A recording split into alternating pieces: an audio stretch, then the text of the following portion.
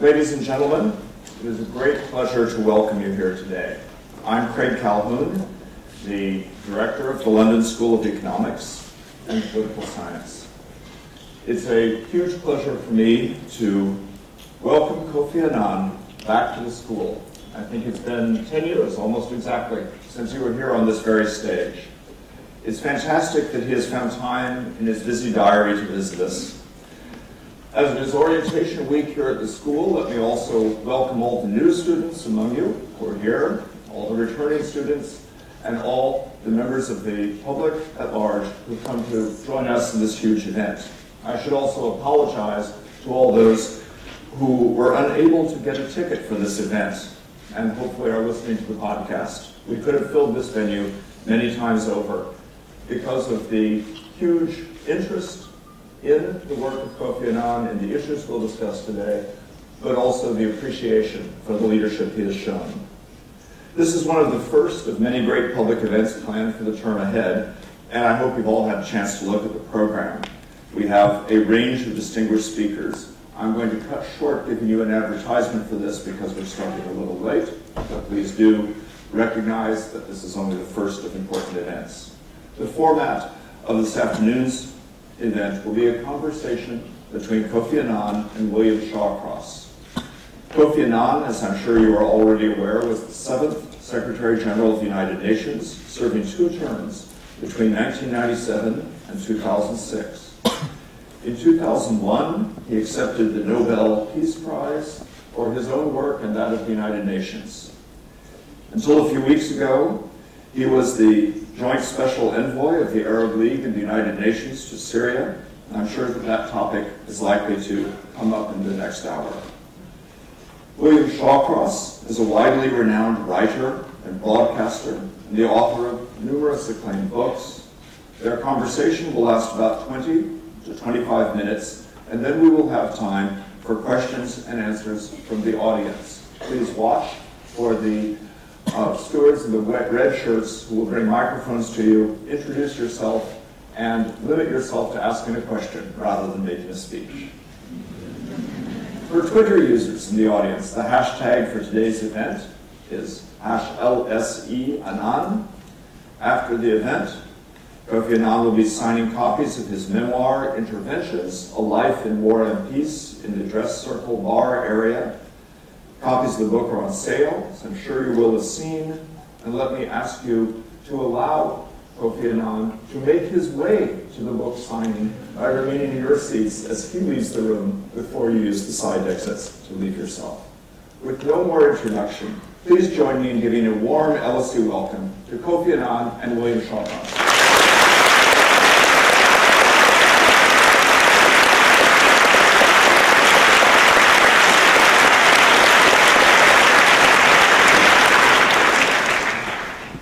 Well, it's a great privilege and a joy for me to be here with Kofi Annan, whom I've known for a number of years and admired for all of them. And I want to be brief. I think I should keep my questions as short as possible because there are lots of people here who will have better questions than mine, I'm sure.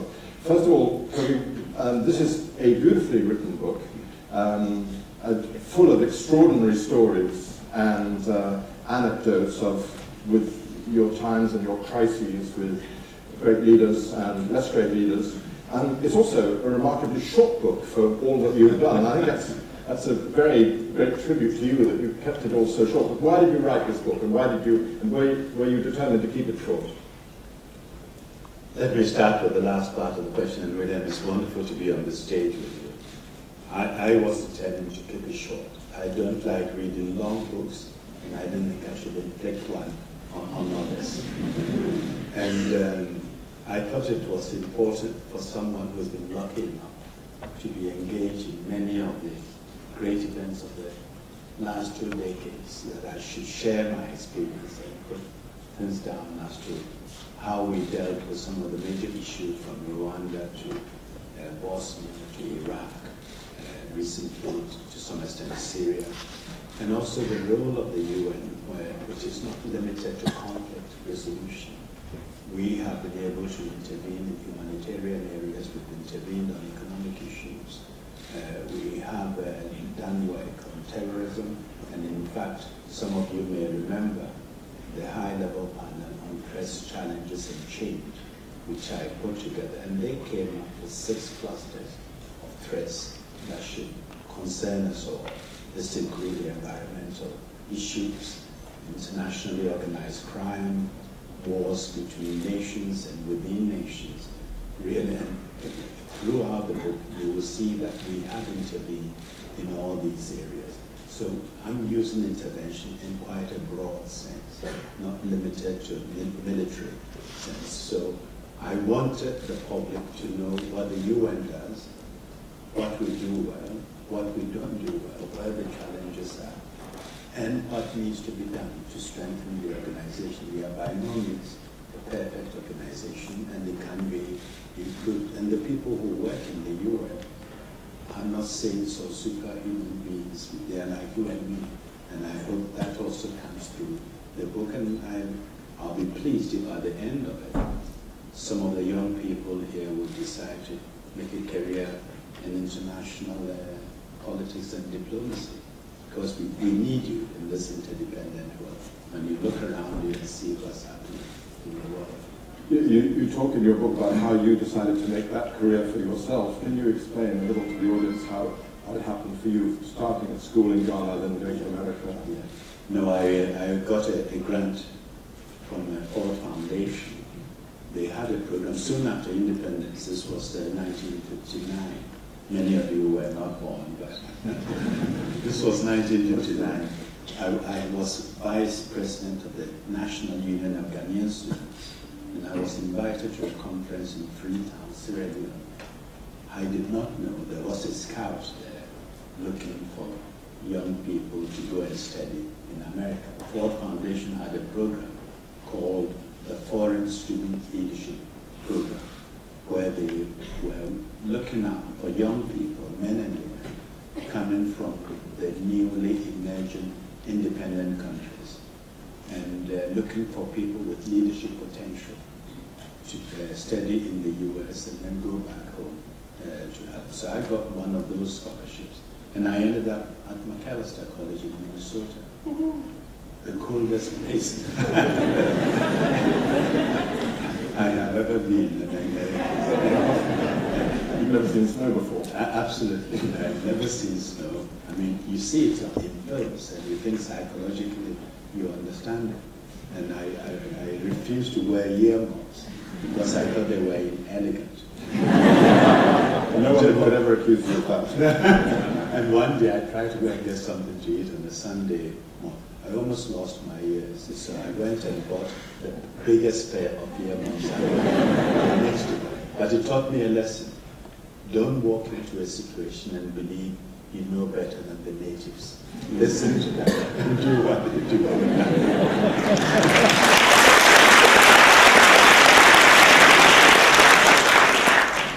And so how did you then from there, after Minnesota, I went to do postgraduate work at the University of, at the Graduate Institute of International Studies. And it was there in Geneva. It was there that I joined World Health Organization as a budget officer trainee. I joined them, and I thought I would do it for a couple of years and then move on. One thing led to the other. I stayed with them for the first couple of years, 3 years, wanted to go to Africa. And I did not get the transfer I wanted from WHO to go to either Congo, Brazzaville, or to Alexandria, Egypt. So I resigned and ended up in Ethiopia, Addis Ababa, working for the Economic Commission for Africa, where I stayed for 6 years. And then one thing led to the other. I moved on to New York and to Geneva. Went back home for a brief period of 2 years, and then back to the UN, and decided my life was going to be with the organization, and that I could serve my country by serving the international organization well, and not necessarily have to be in Ghana, which I had tried and found it difficult in that. So the scouts who met you or spotted you in Sierra Leone in 1956 looking for future leaders did very well, didn't it? It seems like it. You say in the beginning of your book, that we stand now at the crossroads of a global realignment as momentous as the one faced by the UN's founders in 1945. What do you mean by that? By that I mean that we live in a really changing world. We've seen the shifts from west to east in economic terms.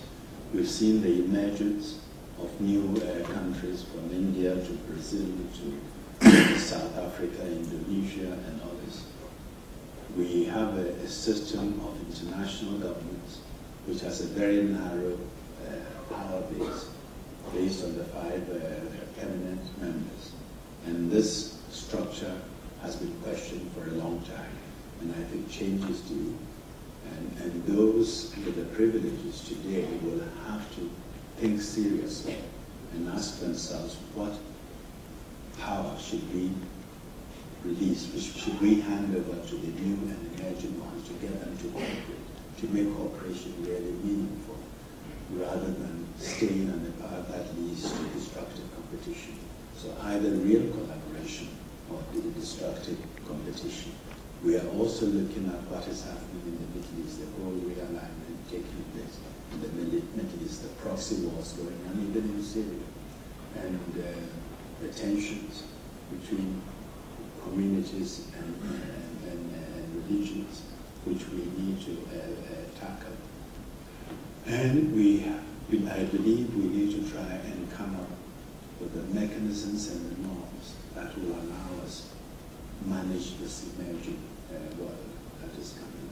But we're not talking only about this happening in the framework of the United Nations, but more generally. More generally.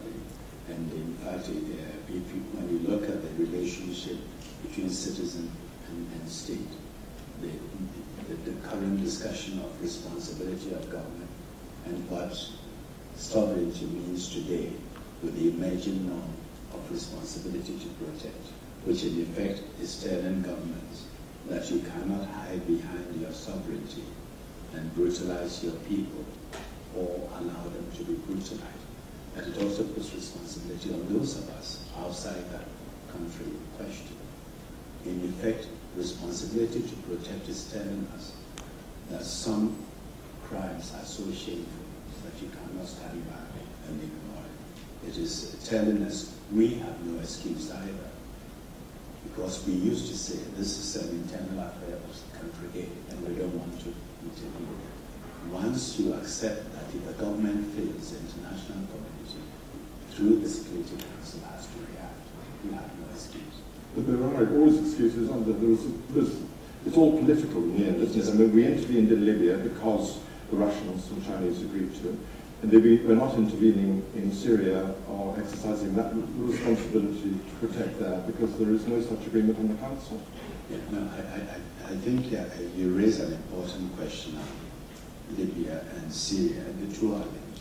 As someone who's had a chance to talk to the Russians, including going to Moscow to talk to President Putin in July, the Russians believe that they made a gesture in the case of Libya.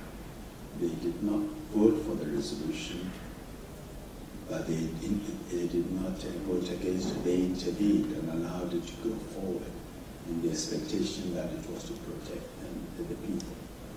But they now argue that that resolution morphed into regime change so quickly that they feel duped, both they and the Chinese, and they are not going to repeat that mistake in Syria. The problem with Syria is, yes, there are divisions between the big powers. Divisions are not only in any human endeavor, they are always there. The challenge is to find the leadership to bridge the differences and move forward. But they've got into name calling and pointing fingers. That is not leadership. They have to bridge the differences. I invited them to Geneva.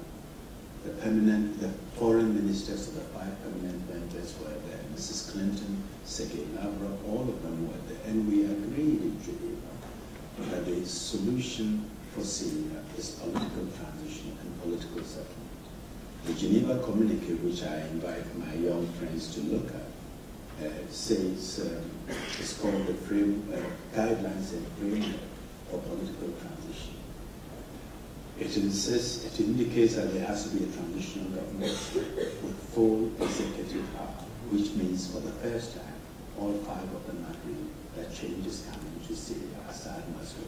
If you have a government with full executive powers, that the security forces, the army and the police must be given top leadership for them to ensure security and protect even the chemical weapons we are worried about. And more importantly, also insisted that each community must be protected. Syria is a mosaic. We talk about Alawites and Sunnis, but you have the Christians, you have the Druze, you have the Kurds, you have the Alawites, you have the Turkmen, and you have the Assyrians, and they all must have their place in them. Today, we don't hear about these other groups. This is a movement that started as a grassroots demand of people for democracy. But now we are faced with military confrontation, and we don't hear those voices. Those peaceful voices have been squeezed out. And as we move forward, we need to find a way of restoring their influence. And I think eventually, obviously, the Syrian people will have to decide through a ballot what their future dispensation is. But that can only happen if the council gets together, we are able to put pressure on the governments in the region to work with them and get these parties to pull back. Those who believe that there's a military solution and you can get one side to win and resolve the issue in Syria are deluding themselves. But Assad clearly still believes that's his best solution. But I think that is also a delusion. It's not going to work. And I think the only way we can see stability in the region is working on the political settlement along the lines that we looked at. Well, I'm sure there will be other people who want to ask you about Syria. And I don't want to talk just about the unbelievable difficulties of conflict. What do you think, from your term, is the most important areas of development that you concentrated on and that you're still concentrating on? Is it perhaps the development of agriculture in Africa? Is that one of the things that you are most anxious in the Millennium Development Goals to achieve, to improve? No, I think the economic issues are very important. We have tended in the past to focus on political issues and conflict, but conflict sometimes has economic basis. The depredation, poverty, lack of resources can lead to conflict. And I think if we are going to achieve the Millennium Development Goals and reduce hunger by 50%, ensure that people are healthy and all that, it has to start with the ability to feed yourself. And I think Africa has an opportunity to improve its agriculture. And that's why I threw myself into this program of the Green Revolution for Africa, where we are working with small-scale farmers. Because it is these farmers, mainly women, who put food on the table, who are the producers.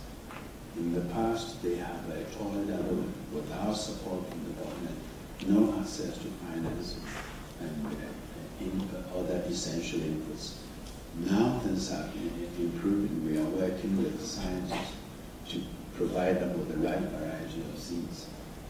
And in the process, hopefully, improve a lot of the farmers, but also create, hopefully, millions of jobs for the young people who are in the countryside, now unemployed and sometimes rushing to the city to settle in slums.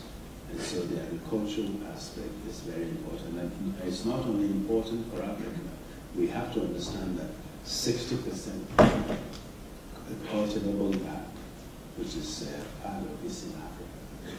And so we can become part of the global food security system. And we've seen sanctions around food in all regions of the world, and the prices spike up. Well, I think what you write about your own involvement in African agriculture today is very interesting. I know you're also, I think for an international official, you are remarkably candid and honest about the failures of African leadership. And you say time and time again that it's ludicrous to blame colonialism for the problems of Africa today. It's African leaders' problems. Oh, absolutely. I think we need to take responsibility. We need to be responsible for our own destiny.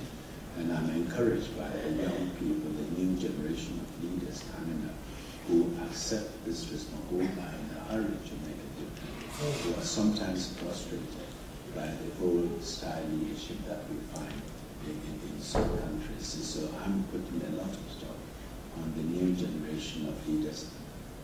Not all of them will succeed. Some will let us down. I've seen some young ones who amaze me at the way they think. But if you were to replace somebody like Robert Mugabe with a 40-year-old, there is no way he can even begin to think or imagine that he can function the way he has functioned. The change will come. African governments are doing a bit better. They are improving governance. Economic management is better. We have civil societies, robust civil societies emerging that are putting pressure on the government. And I have lots of admiration for these civil society groups. And their role is extremely important because I've said time and time again, where leaders fail to lead, the people can make them lead. And I think we're going to see a lot of that on the continent. Well, I think I should not hog you for the rest of this short hour, because I know you have to be away for another appointment question. So can I throw it open to the floor? Yes, just hand up there. I think we need to wait for a mic. If you can keep your questions short and make them real questions rather than as discourses. Thank you. Phil Mulligan, I'm the Executive Director of the United Nations Association for the UK, and I'd like to pick up on your last point there, really. We've seen that many parts of the UN have failed to be able to address security challenges. What role do you think civil society and civil society organisations like UN associations can play in helping with some of these security challenges? I think UN associations have a role to play. What I would want to see you do is to get the public and the government. The governments know the difference, but it's sometimes blurred. Get them to understand what the UN really is. That the UN is not it, it's not they, it's us. And to get some of the UN issues higher up the political agenda so that the politicians will pick it up, level with the people to understand that peacekeeping operation is not a risk-free operation, that when you get in and one or two soldiers are killed, everybody leaves. In fact, you play into the hands of the protagonist or the rascals on the ground. We should get them to understand that we are in the same boat. We may be more comfortable than others. In fact, instead of a boat, let me say a cruise. You're on a cruise ship. I may be in the best suite in the ship, and somebody else may be in a dingy room somewhere. But if there's a hole at one end of the boat, we are all at risk. And we need to really try and do something about it. My appeal to you is to get the UN issue up, the issues we are concerned about, some of the common threats that I listed earlier, higher up the political agenda, and for the public to understand the UN is not it, it's not they. When we look at it in those terms, we take the political leaders off the hook. No. At the back, the red, with the red, waving the red coat. That's very clever. The Americans wear a red tie. You come with a coat. I'm specially prepared. In 1961, Eisenhower warned the world of the dangers and threat of the military-industrial complex. And my question is, what can we do to protect the economies of the world and the democracies of the world in the face of such vested interests it's so easy for them to provoke sensitive areas like the Middle East with bombs going off, planted bombs. They can easily just line their own, feather their own nests. I think the question is that the military-industrial complex, by which I think he means the American military-industrial complex, can provoke unrest in places like the Middle East for their own profit. Yeah. No, I think the military-industrial complex, as you said, it was quite strong in the 1960s. I'm not sure if we can today look at the military-industrial complex in the same sense. But the import of your question is right, in the sense that we need to be careful that some governments don't take it upon themselves the responsibility of intervening in action around the world that can lead to further tensions.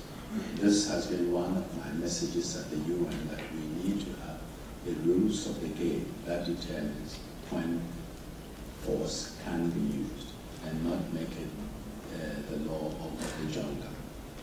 It was one of those reasons why I argued in the case of Iraq and others that if a government and a country is attacked, they have the right. It has the right to defend itself or even take preemptive action. But where it is where it's a question of broader threat to all of us, you cannot act without the legitimacy of the Security Council. And we need to accept some of these rules and restraints, and it should not be a question of convenience whether we accept them or not. So the rule of law is quite crucial. But you say in your book that the world acted in Kosovo without Security Council clearance, and you approved of that. And you've also said before now that if there had been a coalition of the willing to act in Rwanda when the Security Council would not stop the genocide, you would have approved it. Yes, which is the right way to apply a law. You have to know the circumstances under which exceptions are justified and argue for the exception. Any clerk can apply the rule, but to make the exception often demands leadership. So it doesn't always have to be Security Council approval. There may be circumstances where the Security Council may fail, as in Kosovo. I said there are times when you need to put force at the service of peace. And there, let's be clear, we have seen what Milosevic had done in Bosnia, in the whole Yugoslav collapse. And we were not, it would have been unconscionable for us to sit and allow him to do the same in Kosovo. And wring our hands and say we didn't know what to do. Yes. Adam Roberts, British Academy. Just following on from that, could you give us some sense of what you took from your terrible personal experiences in relation to first Rwanda and Srebrenica?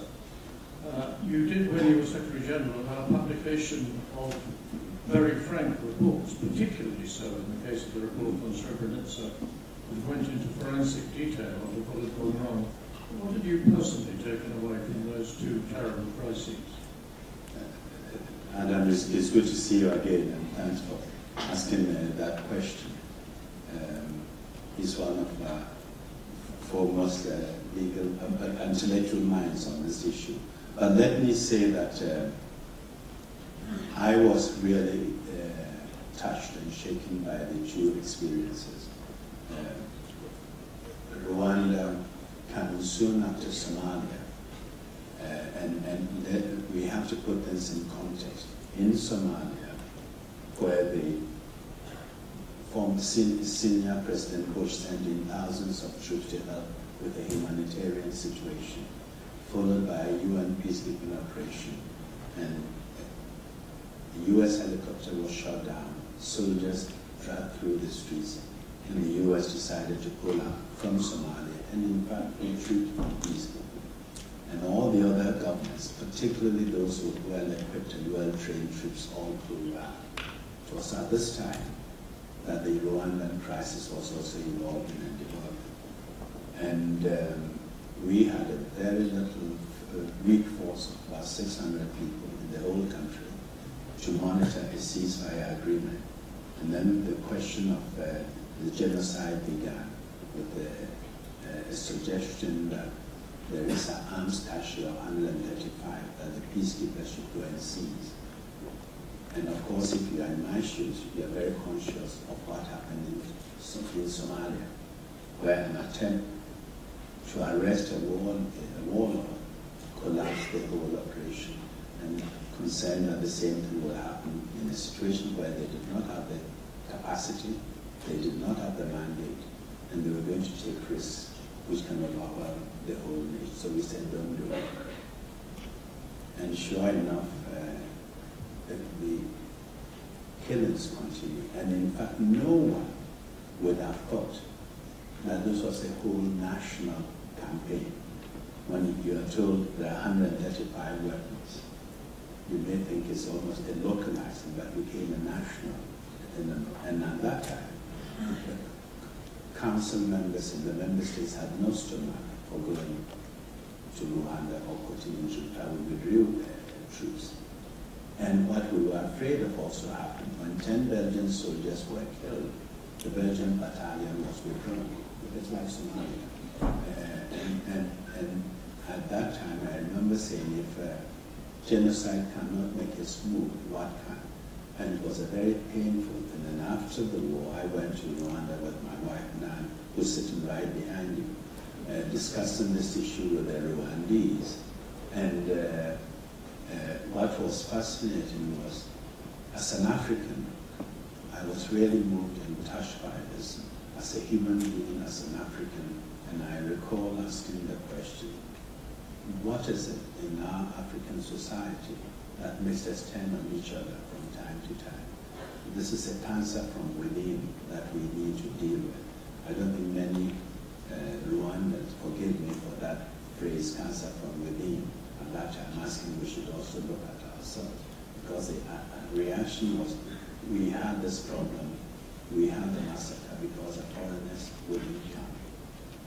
And I wasn't sure, and even today I'm not sure, that if we were to be confronted with something similar in other countries, the international organization, the international community can organize itself to be there. So my question of how we deal with the cancer from is still valid in that situation and in other situations. And the same with Rwanda, with Bosnia and Srebrenica in particular, where we established a safe haven, which turned out not to be safe at all, for 8,000 men to be marched and killed. And it weighed on me, and it often that when you see pictures, in fact, there's a picture of it. William was with me on one of the visits in Srebrenica, where in Bosnia, where we went to talk to the leaders. It is Rwanda, Yugoslavia, and to some extent Somalia, which pushed me to try and promote this norm of responsibility to protect. But we should have some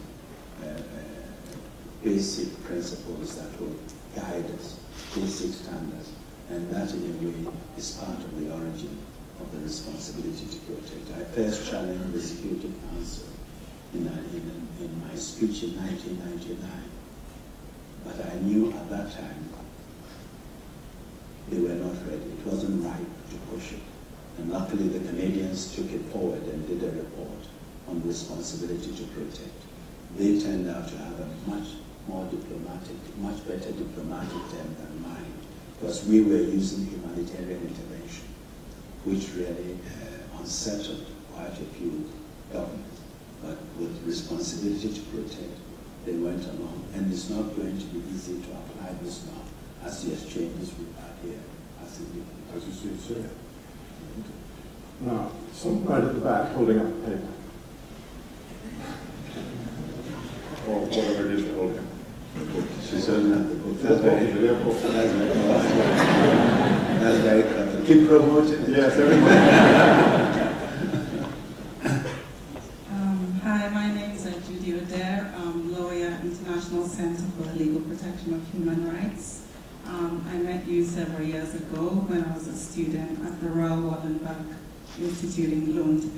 My question is, how can the UN and your foundation work with African governments to improve the concretization of their international human rights obligations, particularly in respect of economic, social, and cultural rights? Thank you.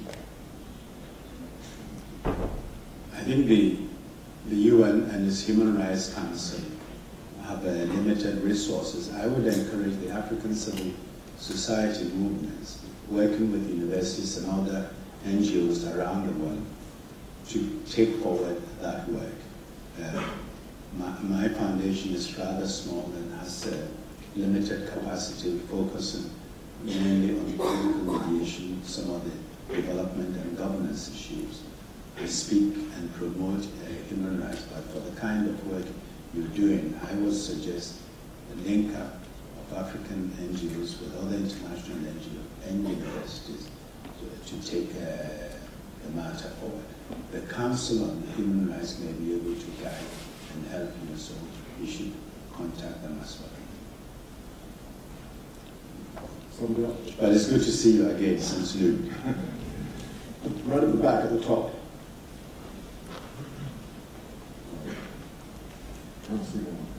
Yeah, I think she's seen.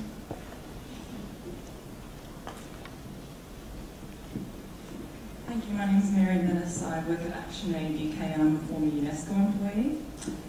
I had a slightly not related question to intervention, more about the success and the failure of the UN political branch and its agencies, and the lack of cohesion inside the agencies and the political branch, as well as the lack of cohesion between those entities and NGOs on the ground.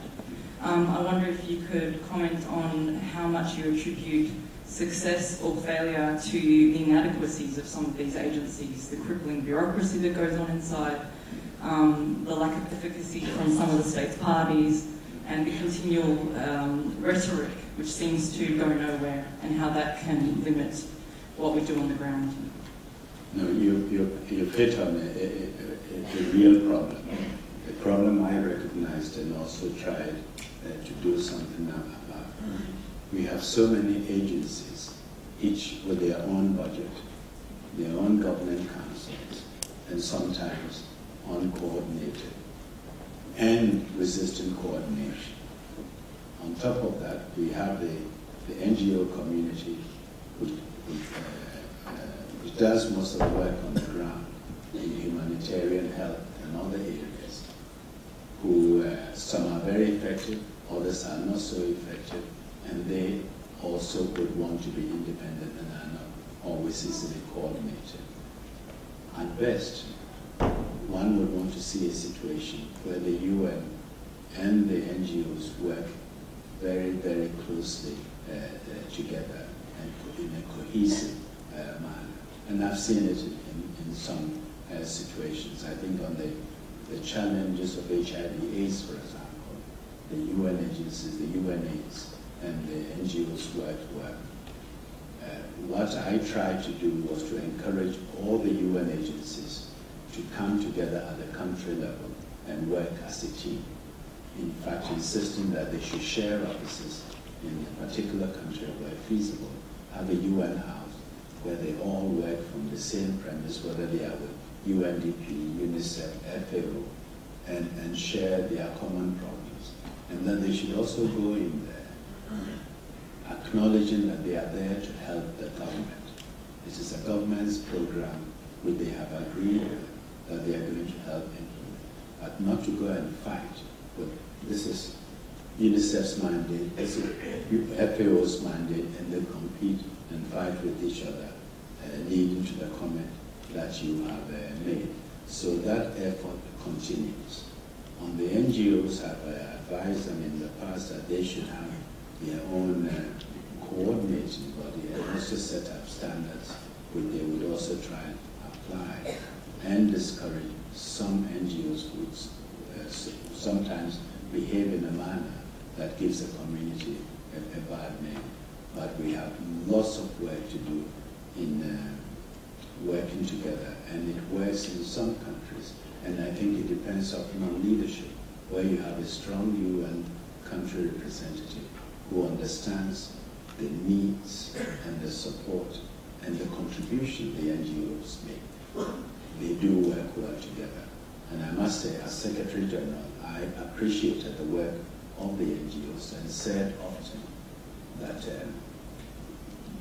the NGOs are often ahead of us. They say and do things that we cannot say or do, and we catch up with them. They are the fire throwers, and they open doors for us, and that effective cooperation between the UN and the NGOs is something I found invaluable. And so the weaknesses you found is something that we need to keep working on to eliminate.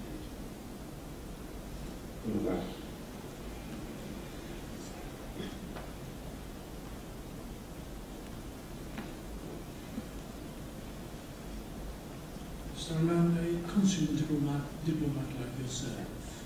May I ask you to speak a little louder? As a consummate diplomat, as a man of peace, with this lovely delivery that you've got, now you resigned as a peace envoy to Syria, and that surely is a signal to all the warring parties that there is no diplomatic solution to the situation. There is only, force, because if a man of peace withdraws, all the warring parties have a field day to play. Do you think that was the right move, and do you think it's ever good or useful to resign? Slightly linked to this one, if I may, is the issue of the organisation you led for so long. How big a crisis do we need for the UN to reform, or is the UN on its way out to be supplanted by coalitions of the willing? Let me start with your first question. The resignation, my resignation, I hope, will be seen also as an act in favor of the Syrian people. A resignation which I hope was a wake-up call for all the governments playing games, all the governments which couldn't come together, all the governments who have not shown the leadership required to bridge the differences and to move forward. We can sit in New York and point fingers. We can sit in the Middle East and quarrel with each other. But in the end, it's the Syrian people who are suffering. They should be our one and only concern. How do we help the Syrian people? How do we find a way of ending the conflict? Do we help by intervening, by sending in more arms? Does it make the situation better, or does it make it worse? You know my view. I've stated it here very clearly. And those who gave me the job in New York asked me to help seek a peaceful solution.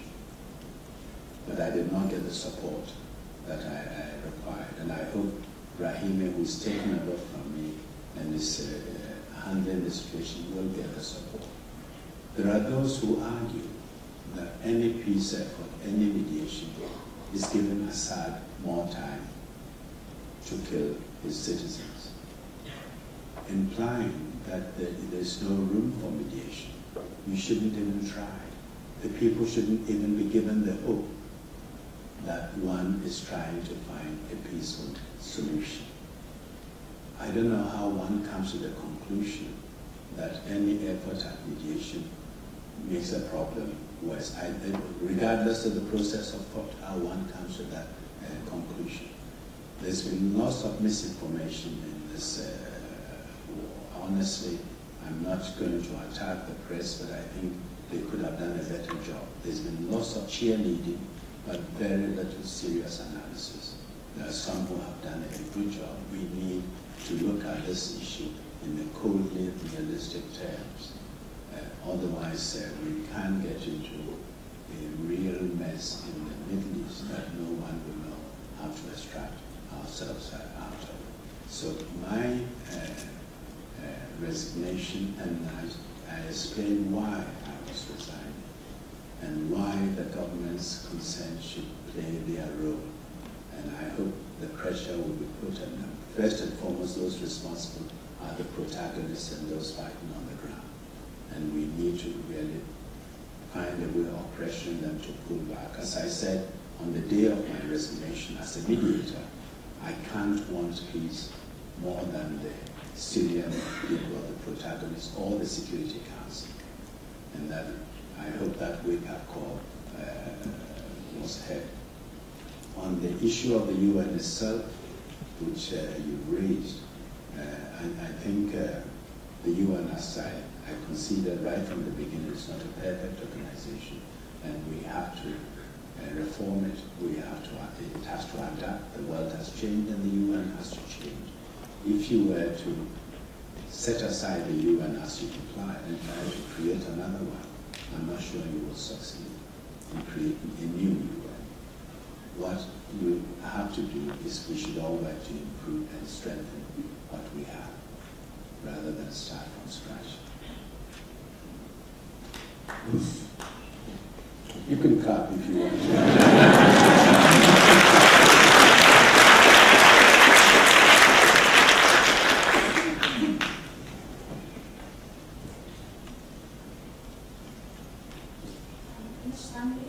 Student at the University of Nottingham. It's a more general question, but you spoke about your involvement in agriculture. How do you feel about the enormous amounts of Chinese foreign investment going into Africa to supply Chinese with their food? How do you feel about that? I think the Chinese investments and Chinese efforts in Africa is generally seen as positive. They are doing lots of infrastructure work which the Africans need. We need to open up the continent to be able to trade amongst ourselves and also to export. What is important is that the arrangements and the trading between the Africans and the Chinese be mutually beneficial. I've said this to the African governments and to the Chinese authorities, and that if they sign agreements which are not fair, it will not stand the test of time. Young, bright men and women will take office in future and set those agreements aside.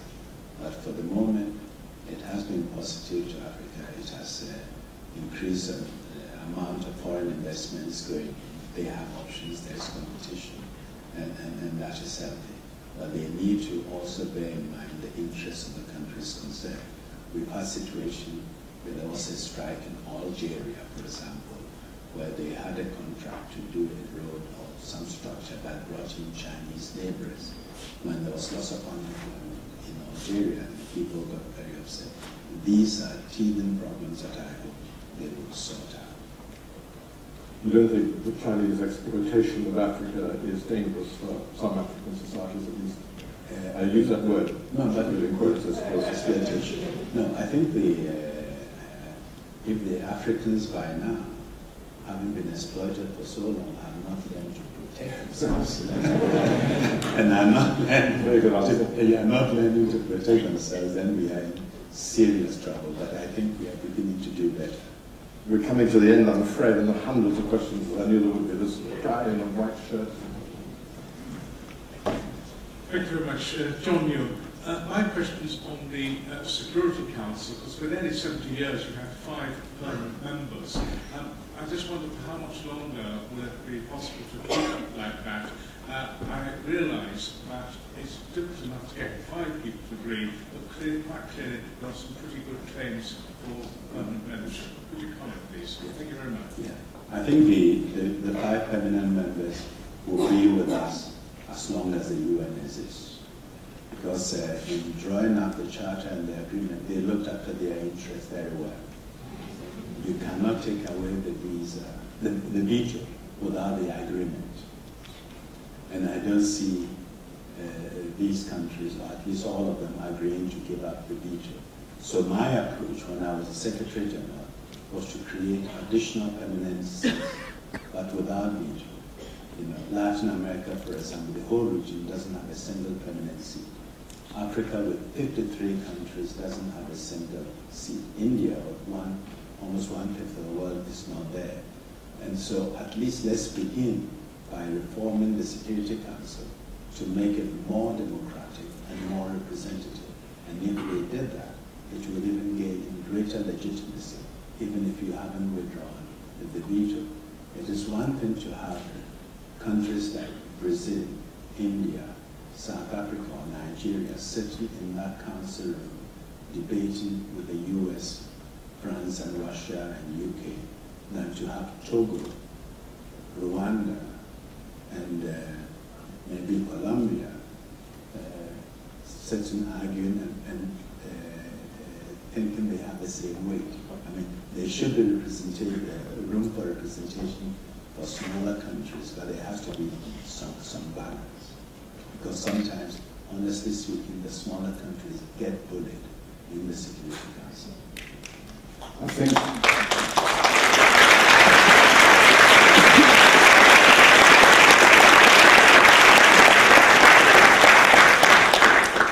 alas, I'm afraid we have to end it there because Kofi Annan has an incredibly busy schedule. I think you've seen in this brief discussion what an extraordinary man he is and what an extraordinary leader of the United Nations he was, and his book demonstrates those things again.